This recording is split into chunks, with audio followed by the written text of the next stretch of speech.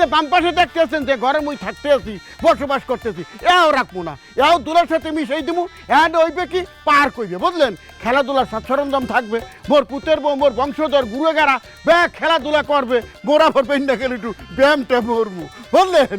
তারপরে যা বলতেছিলাম, এই যে আহনের কালে পথের ডাইনে বাই যে জায়গা জমি দেখছেন, বাবা কইলো মোর, বুঝলেন? প্রায় মোর। তারপরে যে উপজেলা শহরের যে মার্কেট, ওই মার্কেটে মোর 10তলা একটা বিল্ডিং আছে, 10তলা বিল্ডিংয়ে পুরাটা মার্কেট করে দিছি।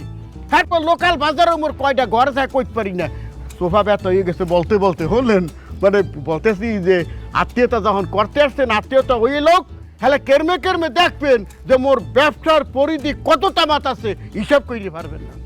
আপনার ছেলে কই? তাকে তো দেখতে পাচ্ছি না। ব্যাপার কিছু বুঝলে যাই, বুঝলেন? ব্যবসা বাণিজ্য লইয়ে ব্যস্ত থাকতে থাকতে হিসাব কিতাব করতে করতে মাথায় মোটে কিছু থাকে না। মোর একটা পোলা আছে, হ্যাঁ মাঝে মধ্যে বুঝলে